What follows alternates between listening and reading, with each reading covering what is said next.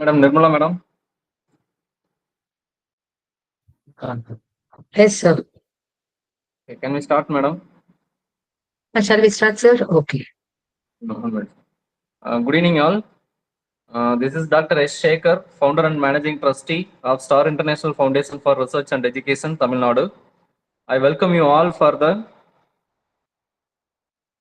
fifth day of 7 days online workshop on research methodology and publication ethics.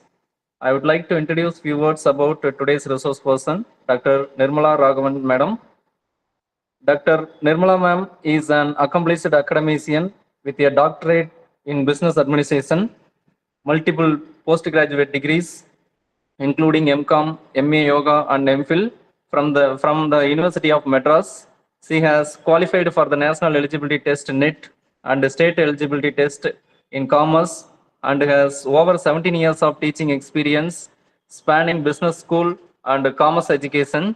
Currently, she serves as a assistant professor in corporate secretaryship at AM Jain College, Chennai. Her interdisciplinary research bridges yoga and management, and she has published 17 research papers, contributed to 3 book chapters, and presented at numerous national and international conferences. She was awarded the Best Research Paper at an international conference in 2017. Dr. Nirmala ma'am specializes in finance, accounting, HR, and law and has conducted workshops on emotional intelligence using Sky Yoga practices for professionals and students. She has also organized and coordinated international conferences, faculty development programs, and guest lectures. I welcome you, ma'am. Oh, that's nice, sir. Thank you. Thank you so much, sir. Shall Thank we you, madam. start the presentation? Yes, madam.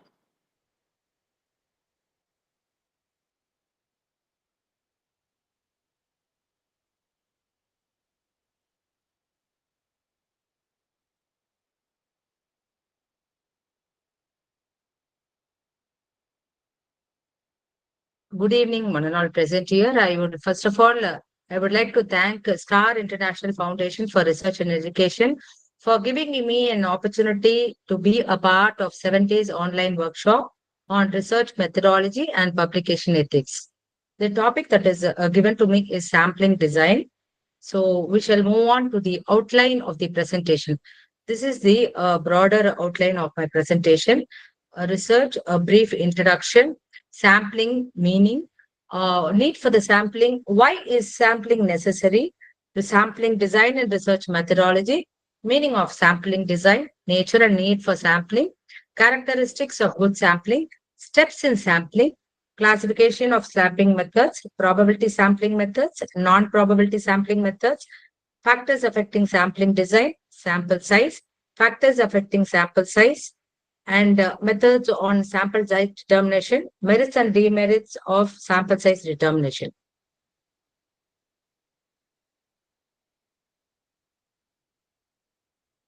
Now, next, actually, we'll start with a brief introduction of research. Already 4 days have gone. So, but anyway, I just wanted to brief about the research in a simple slide.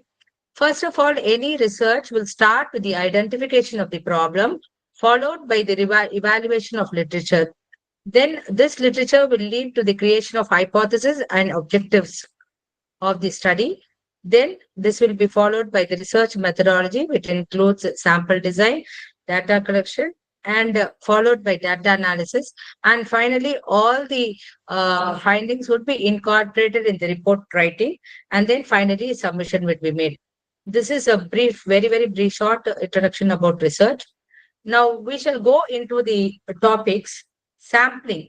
Okay, so this is sampling means it is a process by which we study a small part of the population to make judgments about the entire population. Now, the figure image that is shown on the right hand side with itself will give you a detailed explanation. That is one part. We'll try to when you taste one part of the orange, it will give a complete idea of the taste about the entire full piece of the orange. So this is a small study of small part of population to make judgments about the entire population. Now, why there is a need for sampling in research methodology? Sampling enables researchers to study a manageable portion of a population while making valid inferences. This making valid inferences is very, very important. Without sampling, data collection would be time consuming, costly, and impractical. Now, there is a question which arises, why is sampling necessary? Now, sampling is necessary, is essential because of the population size, cost effectiveness, time efficiency, feasibility, accuracy, and data handling complexity. Now, we shall see each and every subheading as a in detail. The first one will take large population size. Now, whenever we take, why do we take sample? Because we cannot go and make a research study on each and every unit of the population. That becomes a census. Now, census is a detailed study of each and every unit of the population, which is very, very exhaustive. So studying an entire population often becomes impossible. So what happens is only a sample, okay, sample allows a researcher to analyze a smaller and a manageable group.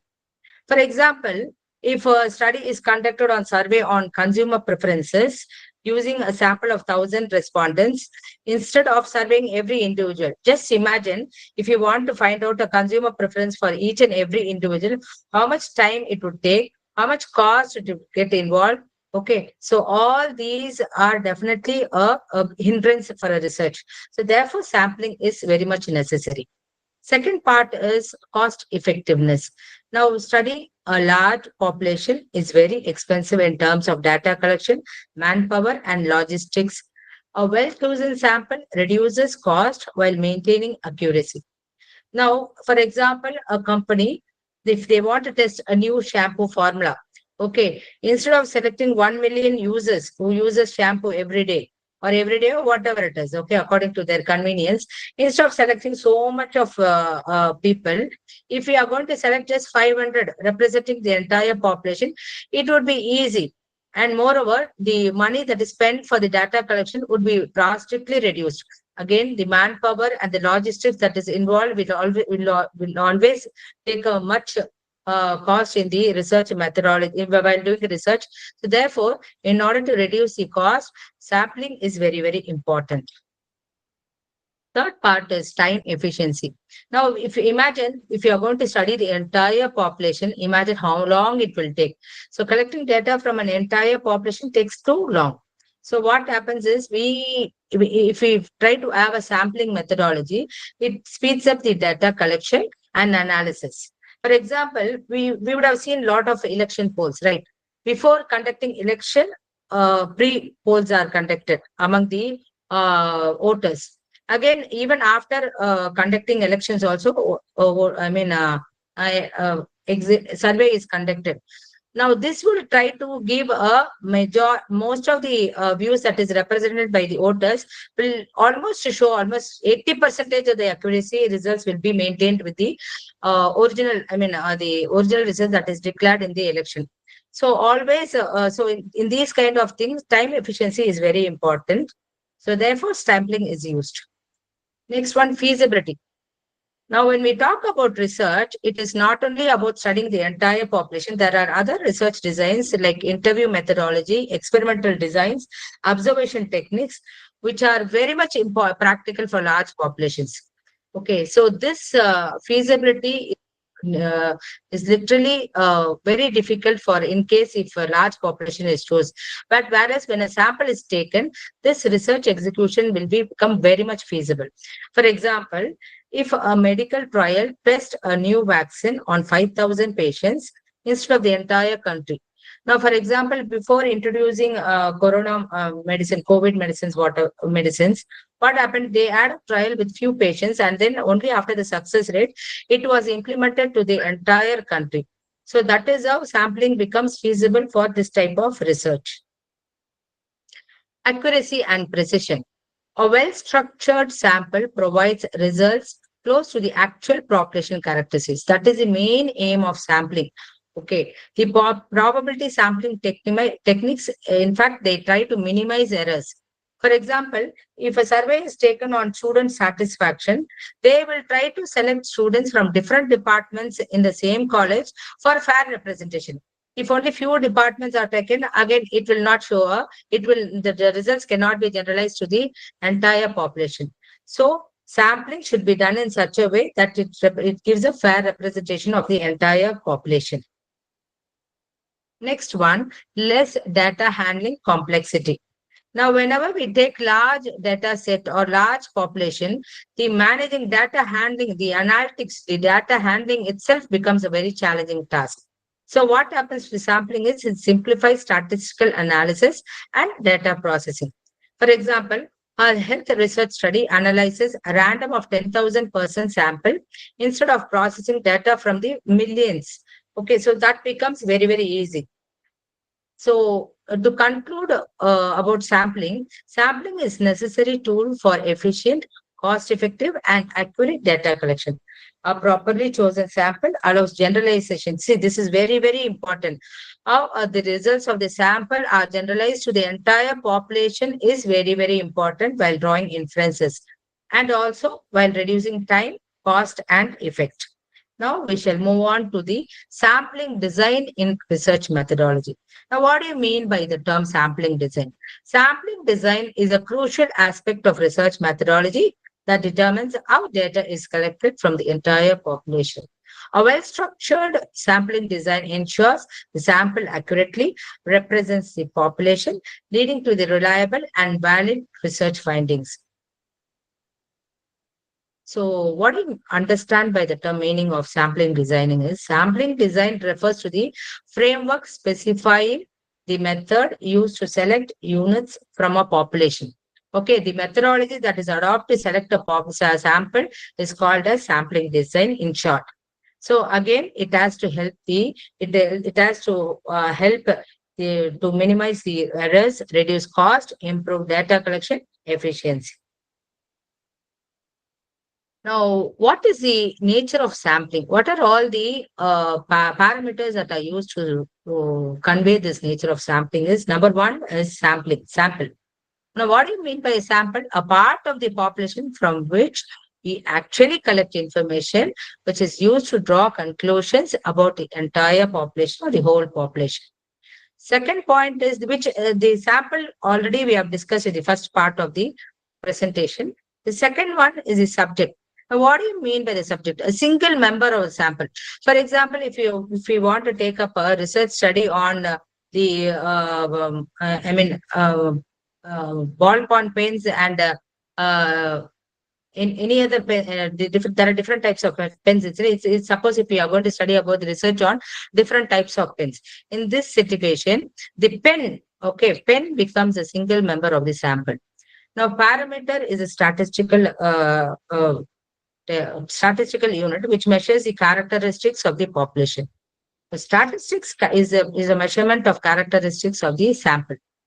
Now, what do you mean by sampling error is the name itself will tell you any error which occurs in the survey that occurs because of the choosing of sample. Okay, because of the choosing of wrong sample or because of the wrong sample design, it is called as sampling error. Now, next one is why do we need sampling design? Again, we have already discussed about when we discussed about sampling. The Madam main Nirmala, madam. part, sir, yes, sir. Madam, your screen is not visible in YouTube live, madam. YouTube live visible agliya. Screen ஆமாங்க visible agliya, sir.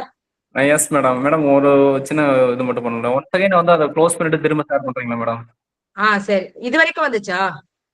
இல்ல madam. நீங்க first demo பார்க்கும்போது வந்துச்சு. இப்போ வரல madam. ஐயோ. இதுல வருது. இல்ல திரும்ப முதல்ல இருந்து ஆரம்பிக்கவா? இல்ல லைவ்ல வருது மேடம்.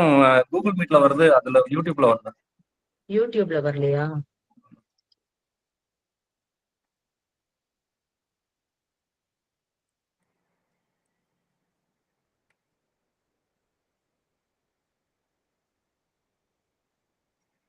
இப்ப வருதா சார்? சார் இப்ப வருதா? இருங்க மேடம் ஒரு நிமிஷம்.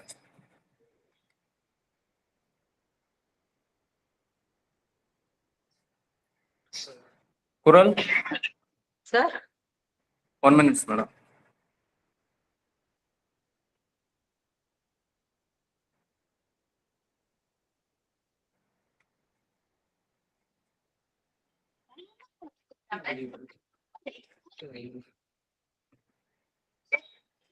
குரல் என்ன வரலதானே கிளியரா? தெரியுதா? இல்ல மேடம், கிளியரா வரல. ஒரு கிரீன் இருங்க, கலர். இல்ல இல்ல, ஸ்லைட் ஷோ வேணா பார்த்துட்டு பண்றேன். தெரியுதா சார் இது? மேடம் இதுல கூகுள் மீட்ல கிளியரா வருது மேடம். Okay okay. யூடியூப் லைவ்ல தான் கிரீன் கலர் ஸ்கிரீன் வருது. அது என்ன சார் பண்றது?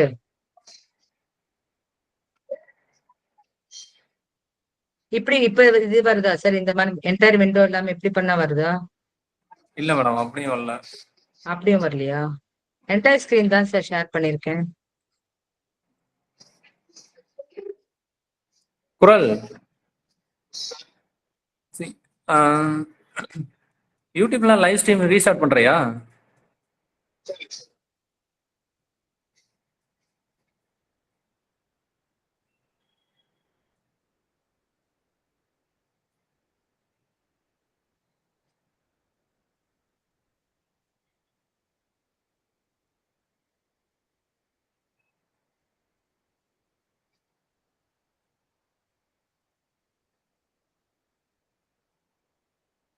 சார் நான் முதல்ல இருந்து வேணா பண்ணவா சார்?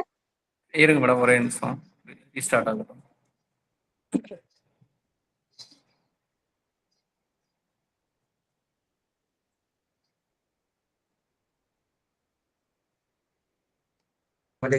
Google meet.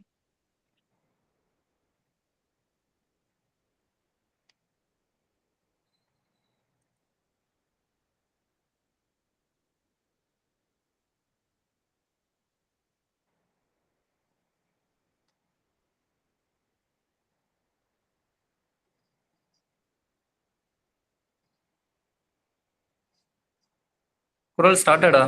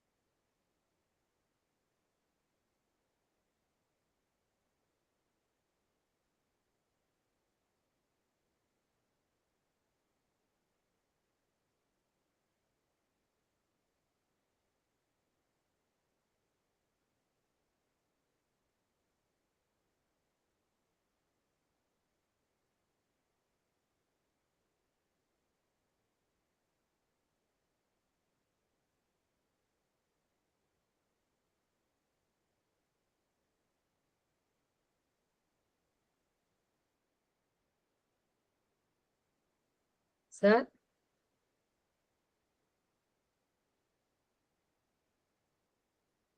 மேடம்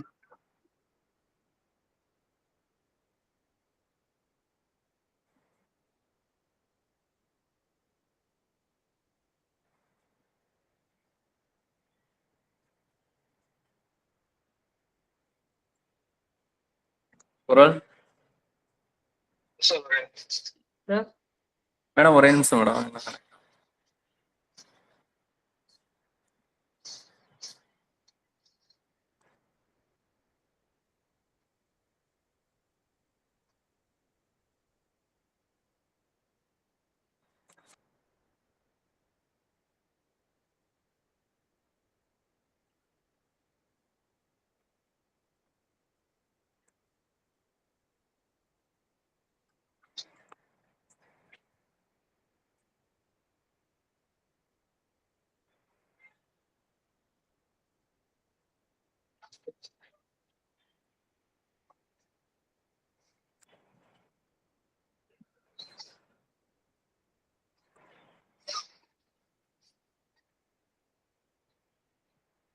குரல் என்ன பண்ணணும்?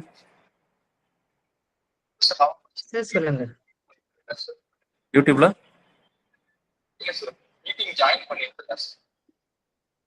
ஜாயின் பண்ணிட்டு இருக்கியா? டிஸ்கனெக்ட் பண்ணி ஜாயின் பண்ணியா?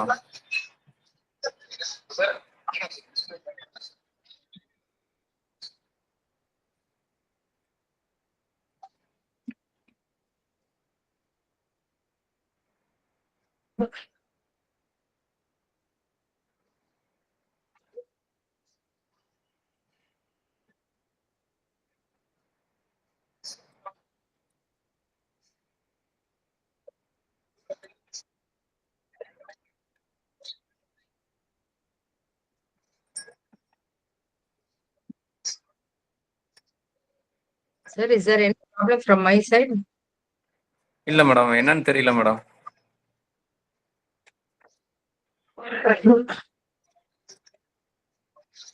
ஏன்னா கூகுள் மீட்ல ப்ராப்ளம் இருந்தா என் சைட்ல இருக்கு. யூடியூப்ல அது மேபி ப்ராப்ளம் உங்க சைட்ல தான் இருக்கும்னு நினைக்கிறேன். ஒரே நிமிஷம் மேடம் பார்த்து.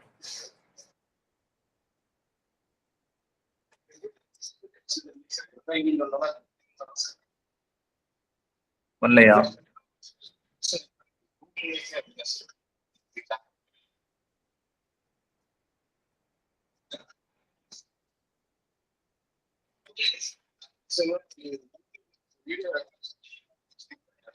எப்படி?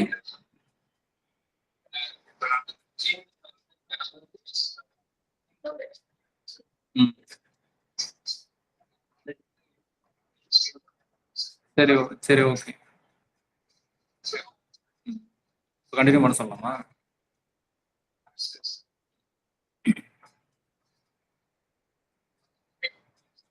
Madam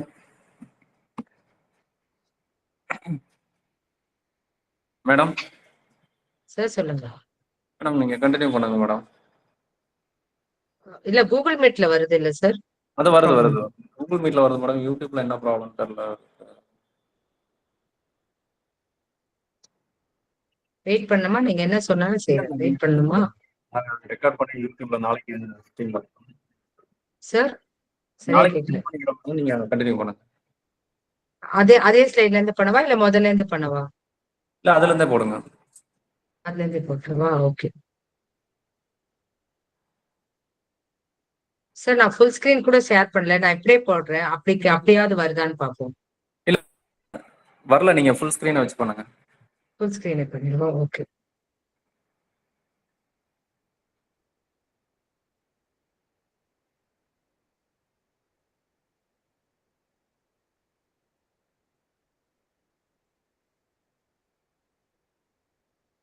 So we were talking about sampling design. Sampling design refers to the framework specifying the method used to select units from a population. It helps to reduce errors, cost, and improve data collection efficiency. Now, this is the nature of sampling. Now, there are several parameters to measure the nature of sampling. One is sample that we have already discussed in the previous slide. That is nothing but a part of the population from which we actually collect information, which is used to draw conclusions about the entire population. Subject is nothing but a single member of the sample. Now, parameter is the measurement or the characteristics of the entire population. Statistics is nothing but the characteristics of the sample measurement. Now, what is sampling error is any error that occurs in the process of designing, the process of choosing a wrong sample or wrong sample design is called as sampling error. Next one is, why do we need sampling design? As we have already discussed, studying an entire population and is often impractical due to time and resource constraints. And especially this is may not be applicable for research designs which has experimental or observation techniques or interview techniques. So these kind of research designs will not be feasible to study, will not be feasible. So therefore, sampling design is used for studying the selected groups. So that is very, very important. Cost effectiveness, it reduces expenses related to data collection and analysis. Accuracy, a well-designed sample can always provide better results that which are very, very close to the population characteristics. Efficiency, as we said, there is always a reduction of cost, saves time and effort in data collection. Now, what are the characteristics of a good sample? Whenever we do a sampling design, it should possess the following characteristics. Any sample should be a true representative of the entire population. Number two, it should be free from any kind of error and biasness. Third one, there should be accuracy to the degree to which bias is absent from the sample. Fourth one, now sample size should be adequate in size and it should be reliable. Next one, each unit of the population should be independent and relevant. Then it should be free from the sampling error. Next one, we will go on to the steps of sampling process. Now, these steps of sampling process is very much important while choosing, and it is a important part of research design. Number one is, how do you define a target population? Target population is nothing but it includes all relevant units for the study. Number two is specifying sampling frame. Say, for example, if I'm going to do a research on media people, okay, so media people will be my major frame. Okay, from media people, I can have a lot of subsets. Okay, so from that, I can choose any kind of sample. That depends upon the sample design which I choose. Number three is how to decide a sample size. So what are the number of observation? How much size, how much sample do I require for my study? That is decision on sample size. Number four is how do we choose the sampling method, whether it is on probability based sampling method or non-probability based sampling method. And then finally, we will try to execute the sampling plan by data collection. So this is the broader category of sampling methods. Sampling methods are divided into two categories. One is probability or random sampling method. The other one is non-probability or non-random sampling methods. So here under this, we have simple random sampling, systematic random sampling, stratified sampling, cluster sampling, area sampling, multi-stage sampling.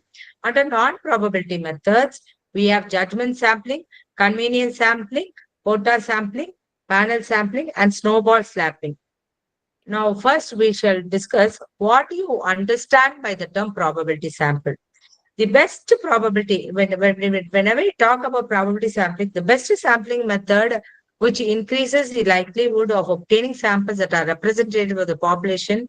Okay, so this is probability sampling. And one more important characteristic is every member or every unit of the population should be known and should have an equal chance of being selected. For example, when you take a lottery ticket, okay, lottery, under this method, we have a lottery method is very, very important That is, it comes under simple random sampling.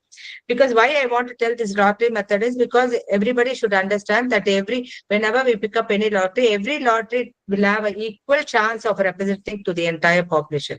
So that is very, very important under probability sampling. For example, if you add a population of 100 people, each person would have odds of 1 out of 100 of being chosen.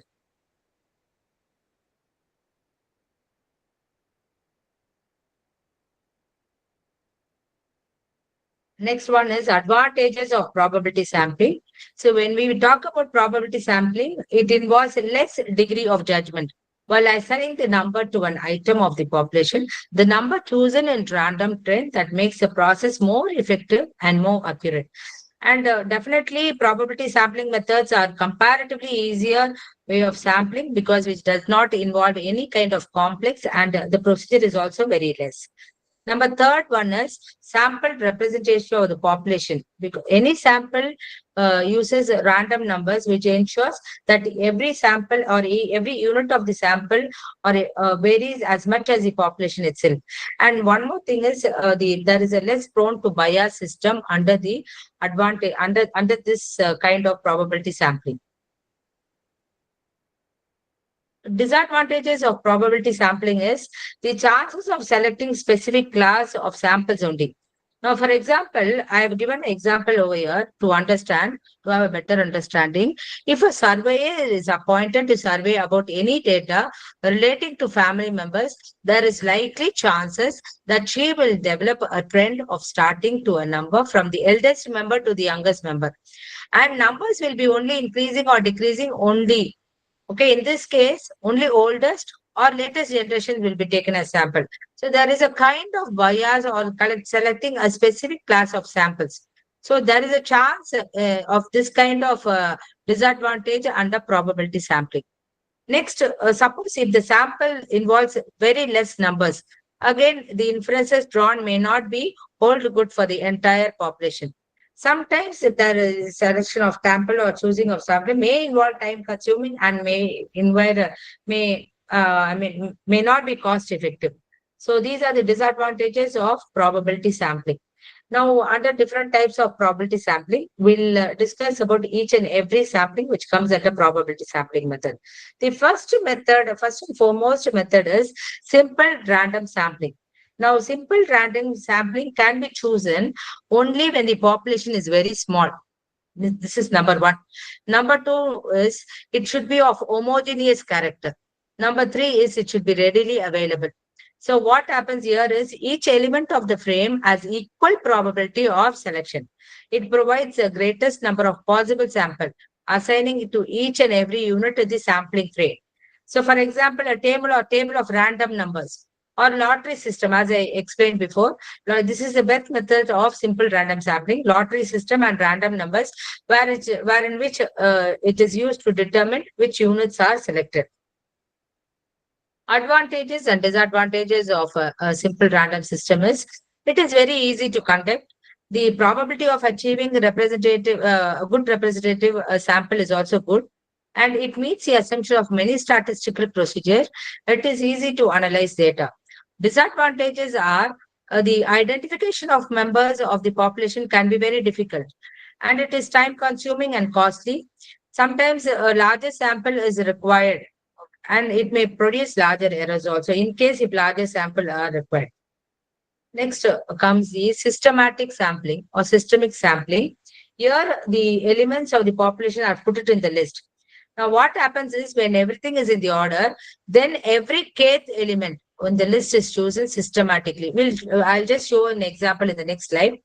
Now, here what happens is there is a systematic selection of sample. Okay. So, for example, if the population of the study contained 2,000 students at a high school and the researcher wanted a sample of 100 students, so what happens is all the students are put it in the list.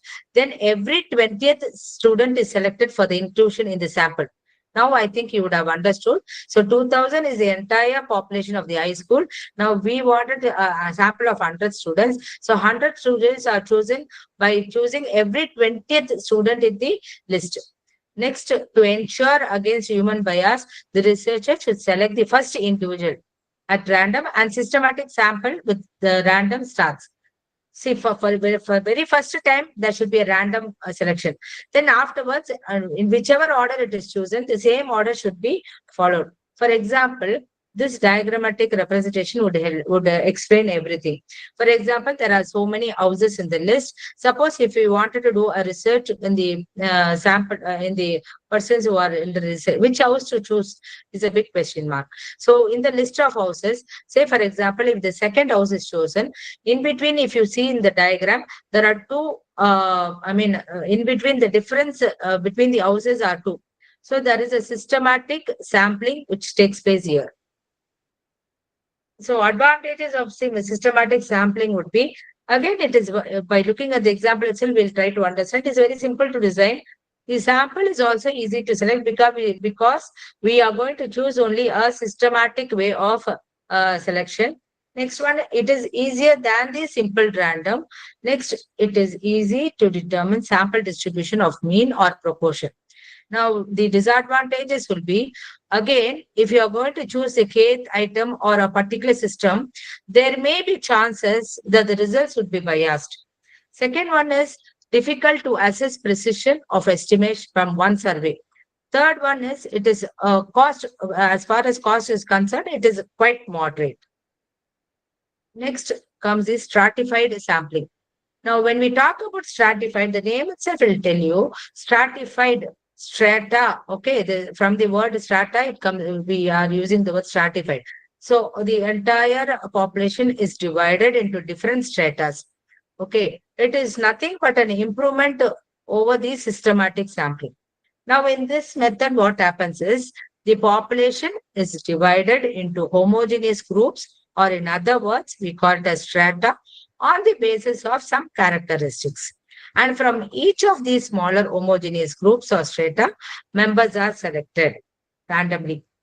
Next one is finally from each stratum, using simple random or systematic sampling method is used to find the final sample. So here, the first point is the entire population should be of homogeneous group. That is very, very important. So if we are going to choose, suppose girls, girls means there should be homogeneity, girls, only girls. Okay, again, see, I'm just giving as a girls.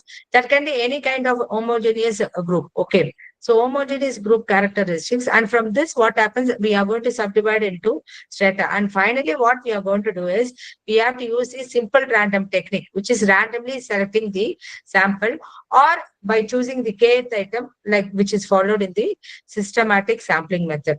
Now, here comes an example. Now, see, there are boys and girls in a particular group. So this is a homogeneous. We cannot say it is a homogeneous group. It is generally we talk about both genders are present in there. Now, what we try to do is we try to divide into different strata like boys and girls. And from that, what we try to randomly we try to pick up two boys and randomly we pick up two girls.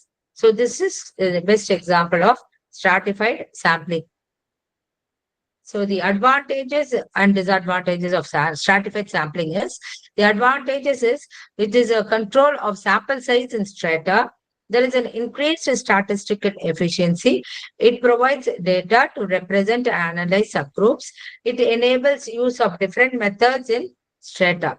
Now, disadvantages is increased error if subgroups are selected at different rates. And of course, when you do a lot of stratification, what happens is there is always a time consumeness, and of course there is an escalation in the cost also.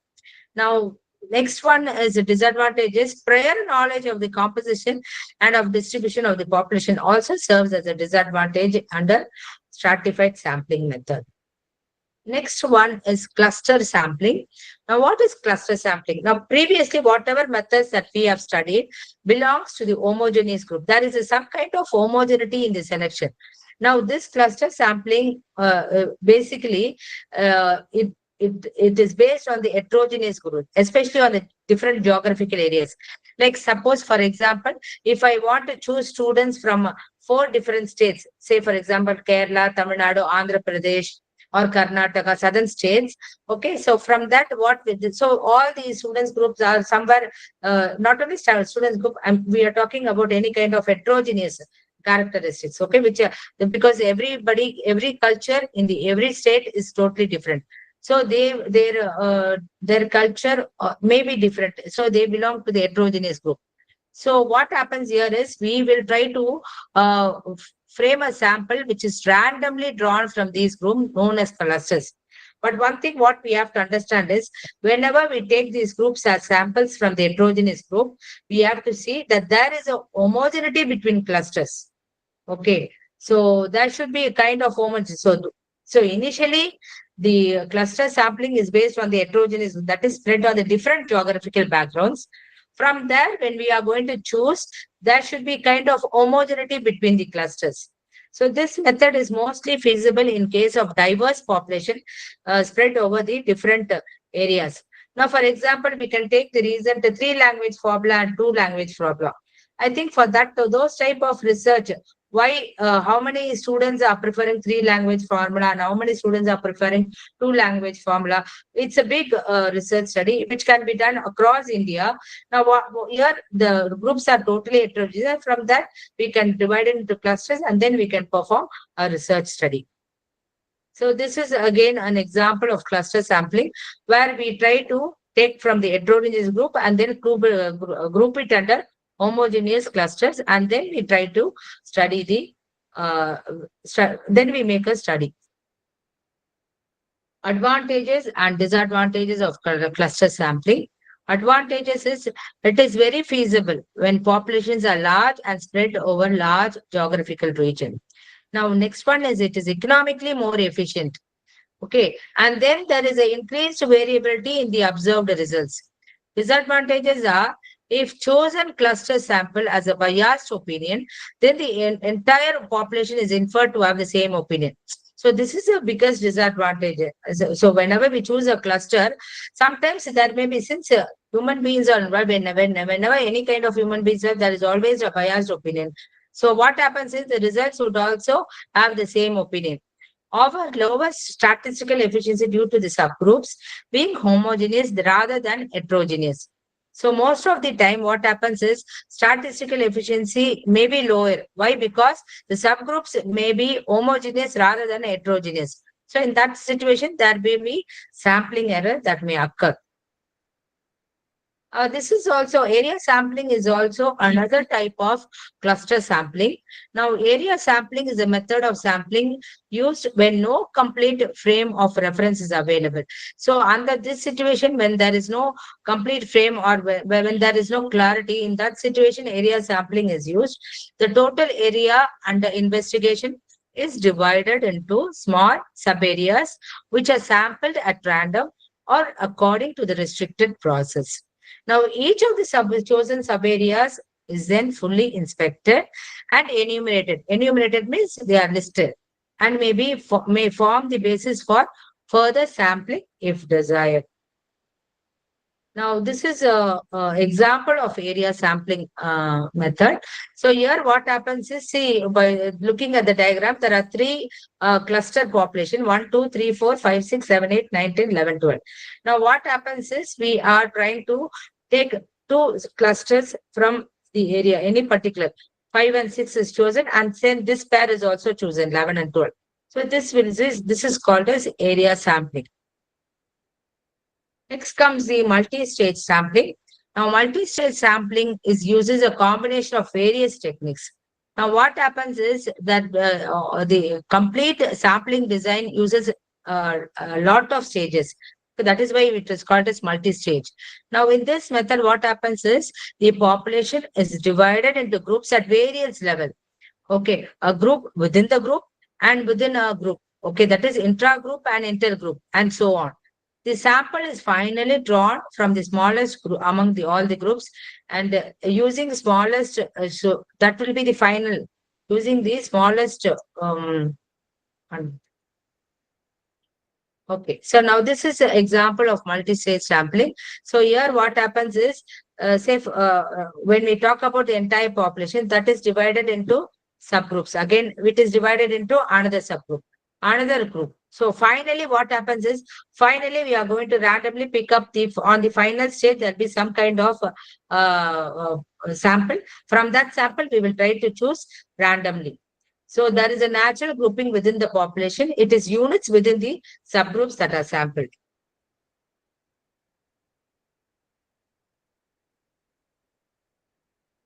Advantages and disadvantages of sampling.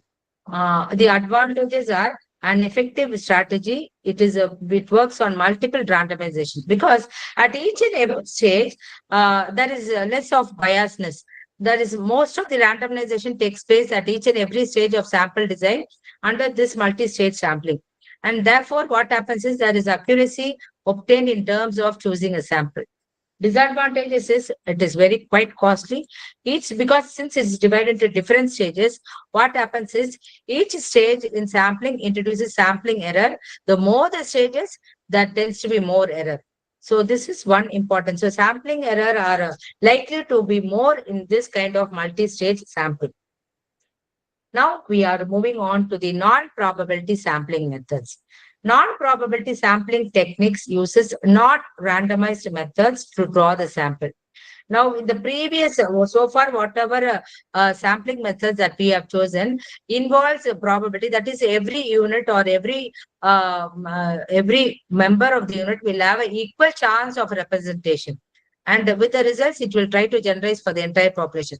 But at a non-probability sample, what happens is there is a non-randomization methods to draw the sample. It purely depends upon the personal judgment or convenience. So instead of randomization, participants are selected because they are easy to access. And there is no technical access to this. There is no technical techniques for measuring random sampling error in a non-probability sampling method.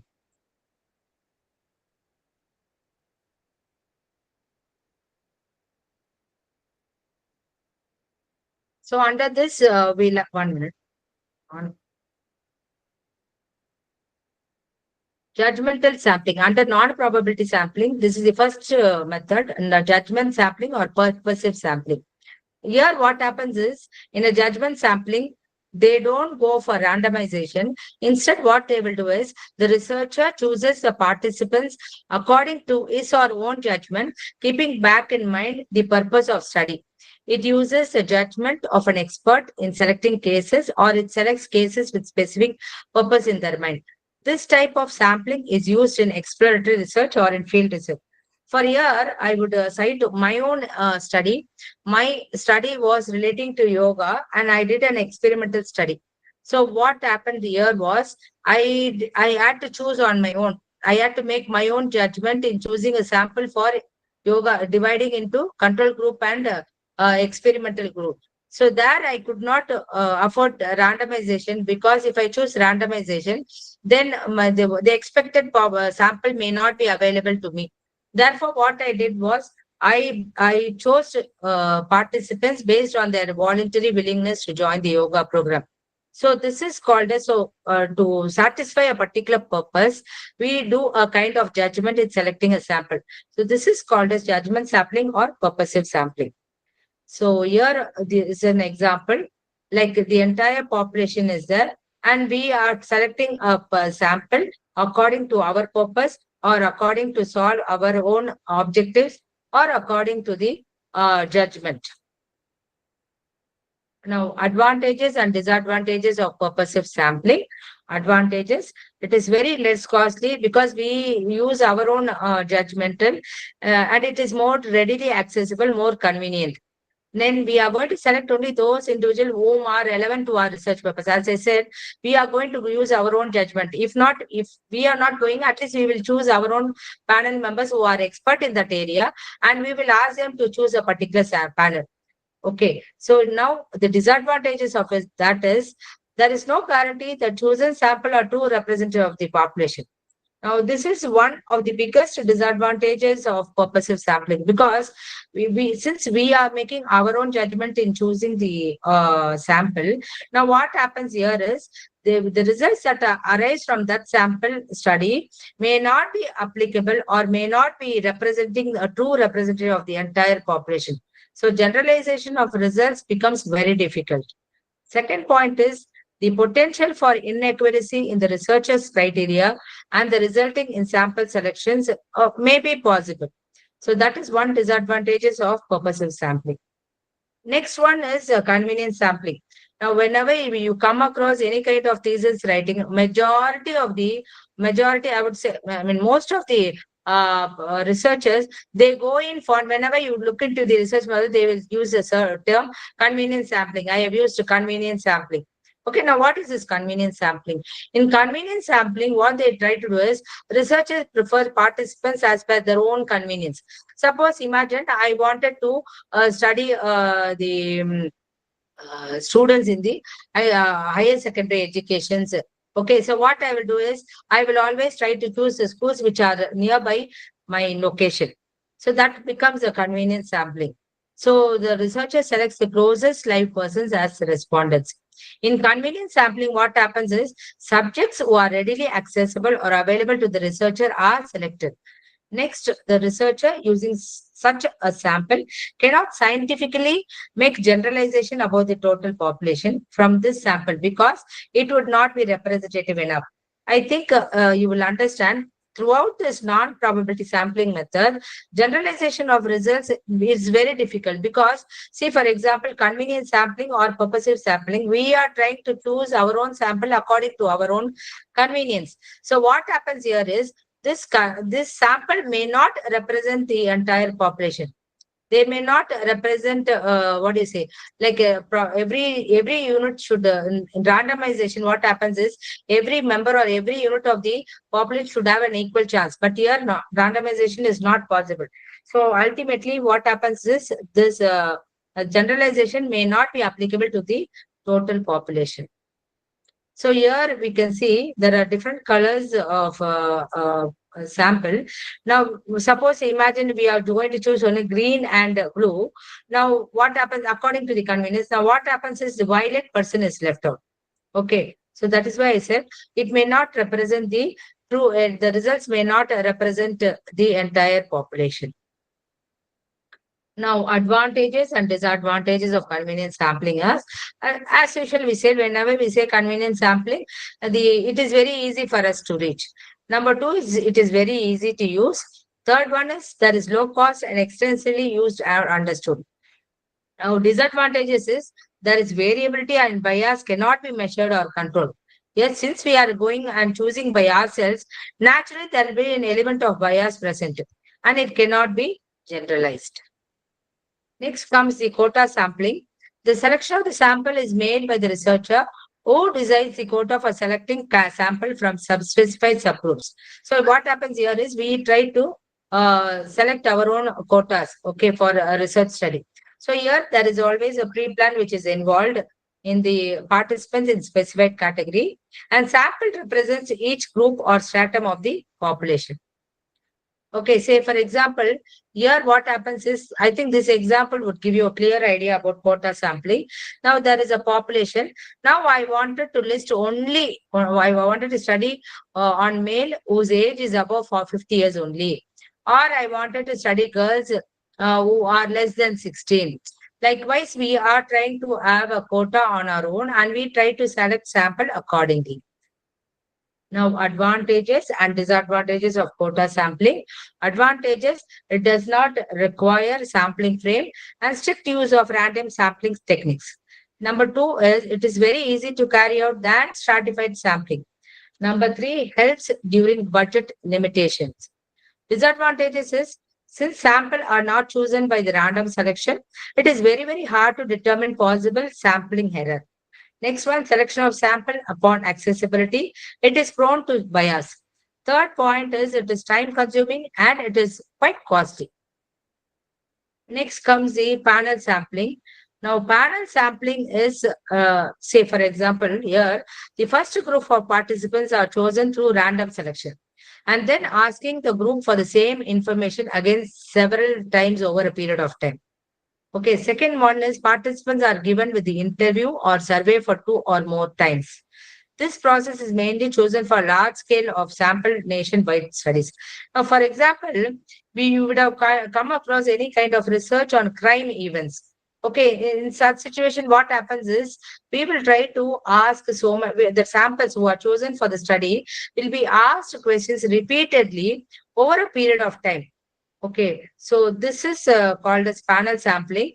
Now, the pros and cons of panel sampling are the advantages, higher survey response rates, cost effectiveness will be there.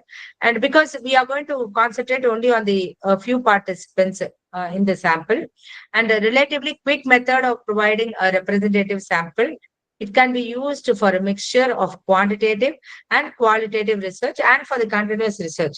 So the best advantage of panel sampling is it can be used for both quantitative as well as to study qualitative research. Now, disadvantages are subjects are informed over the time, which may result in their views becoming conditioning. See, whenever you question a certain person, some same questions or to the same person, what happens over a period of time, it becomes conditioned. We all knew. Now, for example, when we go for eye checkup, what happens is they will ask you to study the letters. Now, what happens repeatedly when they ask the same question? What will we ourselves, even without looking at the board, we subconsciously will try to know what letter it is. So that becomes in that way, brain becomes conditioned. So there are chances of conditioning in this kind of panel sampling. Over time, panels attritions, that is, participant leaving or not responding, may occur. Sometimes participant may leave the sample group unexpectedly also. Next, ongoing panel maintenance is required to deal with the problems of conditioning and attrition. Next one is resident staff who are not part of the panel may feel excluded. Next comes your snowball sampling. I think snowball sampling is a non-probability sampling method where new units are recruited by other units to form a part of a sample. Now, I think this is very easy. What we will I will try to explain with an example. Now, this snowball sampling is a useful way to conduct research about people with specific traits who might otherwise be difficult to identify. Example: people with a rare disease. Okay, so also it is also known as chain sampling or network sampling, because here what happens is we will try to choose a person, and then from that person we will try to get references, we will try to build up another network, and from that network again we will try to build on another network. So it goes on, it then continues on the basis of reference from those participants. This process continues until you reach the desired sample or saturation point. Now, this is the best example of snowball sampling. Now, by looking at the diagram, you can understand from 1% through 1% network, 2% contacts are got. And from that 2%, it has increased to 3. And from 3, we can go on to the other formation of other networks, and it goes on like that. Okay, so this is called a snowball sampling method.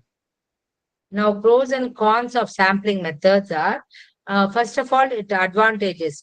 It is useful in specific circumstances and for locating rare population. It is useful in qualitative research.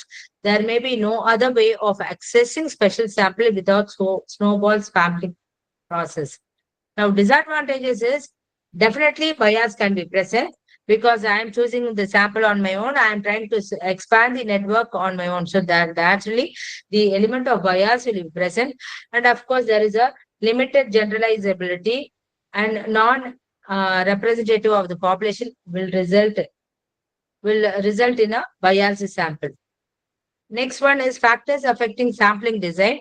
So here we have the quantitative needs, large samples, qualitative may use purposive sampling. Again, depends on the population size. What sample design we are going to use depends upon the population size. Next, third one is again, what amount of budget we are having, what amount of time we are having. Again, that is also very important in choosing a sample design. Accuracy, how much accuracy I require. That depends upon the probability of sampling methods that we use. Next, diverse populations may need stratified or cluster sampling. So this is the importance of sampling design. It should ensure, as I told you, it should represent the entire population. It should reduce sampling errors and biasness. It should increase generalizability of results. It should enhance the efficiency of the research.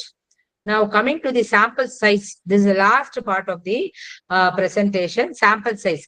See, when we choose a sample design, the determination of sample size also becomes equally important because the number of observations selected from the population should be ensure accuracy, reliability, and validity, and only then research findings would give a valid result. I mean, would generalize to the entire population. For example, whenever we take a survey to assess customer satisfaction at a supermarket chain, now instead of selecting 5,000 customers, now what we try to do is we try to collect 200 customers from the total of 5,000 customers to represent the sample size. Now, what are the factors which affect sample size? Number one is population size. The larger the population, the larger the sample required. However, after a certain point, increasing sample size does not significantly improve the accuracy. For example, a study on employee engagement in a company with 10,000 employees may require a larger sample than a study with 500 employees. So I hope you understand because employee engagement with 10,000 employees is a large population, and for that 500 employees may not be enough sufficient to generalize the results to the entire population. Second one is margin of error. The margin of error represents the range within the true population parameter is expected to fall. A smaller margin of error requires a larger sample. For example, a vertical pole with the plus or minus 3% margin of error requires a larger sample than one with plus or minus 5% margin of error. So whenever we want to reduce the margin of error, the sample should be large. Next one is confidence level. Whenever any study represents the probability, the sample estimate should accurately reflect the population. Common confidences that we come across is normally it is 95 and 99 percentage, but 90% in some researchers are also involved. Okay, so here higher confidence levels requires larger sample. For example, a pharmaceutical study requiring 99% confidence in efficacy, drug effectiveness needs a larger sample than 95 than a 90% confidence level study. Now, fourth one is variability in population. Now, higher the variability requires a larger sample to capture the diversity. Homogeneous populations require smaller sample. As we told cluster sampling, we were talking about cluster sampling. In that kind, a larger sample is required to capture the diversity. But in case of systematic sampling or any other simple random sampling, homogeneous populations require smaller samples. For example, a study on to student test scores, which varies widely. Okay, any test scores for that matter, it cannot be even. So definitely it varies, needs a larger sample than a study on employee working hours. When we talk about employee working hours, it ranges from 8 hours, 10 hours. Normally, it is very restricted, unlike student test scores where it varies broadly. Next, fifth one is sampling technique used. So stratified sampling requires smaller sizes than simple random sampling because it ensures better representation. For example, in election polling, dividing voters by age group and gender ensures better representation with a smaller sample. Next, budget and time constraints. So budget and time constraints is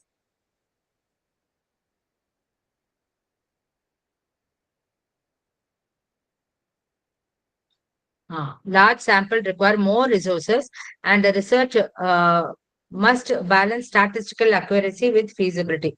So again, depends on as I told you, it depends on the cost which is involved in the research, and of course, time is also. For sometimes, time constraint is also very, very important. Within a shorter period of time, we need to present a research. In that situation, time becomes a more constraint. So accordingly, sample size has to be chosen. Now, for example, a market research firm may choose a smaller sample due to budget limitations.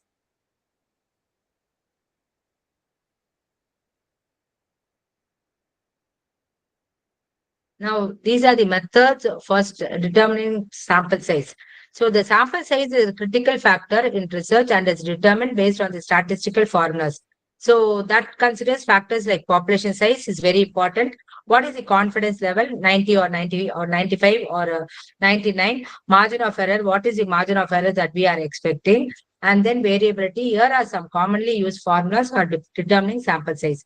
For large populations where the number is greater than 30, now what happens is this is the formula where n is a required sample size, z score that is based on the confidence level, p is the estimated population. Suppose if the population is unknown, we can use 0.5 for maximum variability. Next comes the e, margin of error, that is 5% margin of error. Next, second method is for finite population, where the population, we are very sure that this is the population that becomes greater capital N. So the sample size is adjusted by using this formula. Now, NF is adjusted sample size for finite population. N is the sample size from large population formula. And capital N means it is a total population size. Then there is a method according to Cochrane's formula where this formula is used. Now, what are the merits of choosing a right sample size? See, when we choose a right sample, what happens is there is an improved accuracy, which reduces errors and increases reliability of results. There is a cost and time efficiency. A well-calculated sample minimizes unnecessary data collection. Number three is better generalizability, which ensures that findings apply to the entire or the whole population. And the fourth important merits of sample size is a good sample should always try to reduce biasness by avoiding overpresentation or underpresentation. Okay, example, a correctly determined sample size in a clinical trial ensures drug effectiveness in accurately measured. Demerits of incorrect sample size. Suppose if the sample size, if you choose a wrong sample size, what happens is when the sample size is too small than expected. Okay, so now what happens is this will lead to the unreliable results and it cannot be generalized to the entire population and the chances of errors is also very high. Now, for example, surveying only 10 students in a university of 10,000 would definitely not represent students' opinion accurately. Number two is when the sample size is too large. Again, this also gives a disadvantage because there is an increased cost and there is a time that has to be spent unnecessarily. For example, if a supermarket surveys only needs 500 customers, collecting 5,000 responses would be definitely inefficient and it did not yield a better result. Next, then there is a difficulty in handling data. Large samples require more storage, more analysis, more calls, as we said, and more interpretation efforts. So, for example, when we say a company collecting data from 50,000 employees may struggle with data processing. So I think I have covered almost all aspects of sampling design, right from sample and then sampling design, then the types of sampling, steps in sampling process, sample size, and I think I'm done with it. Thank you. Thank you so much.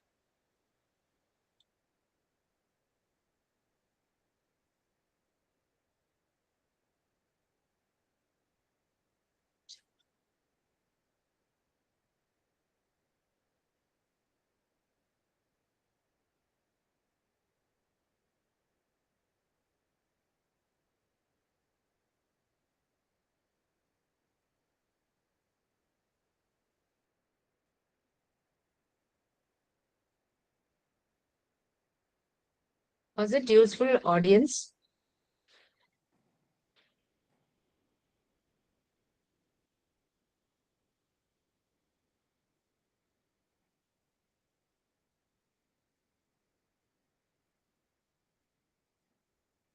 So participants are requested to ask any doubt directly to the resource person.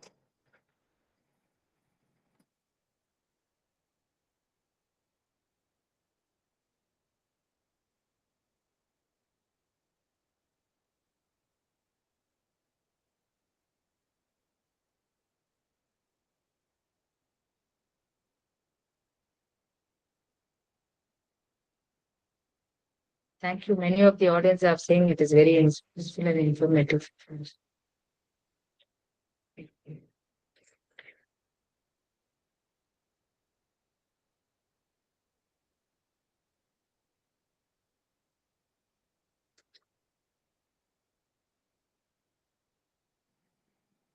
Madam, thank you, madam. Thank you, sir. Thank you. Thank you, madam. Okay, sir. Thank you.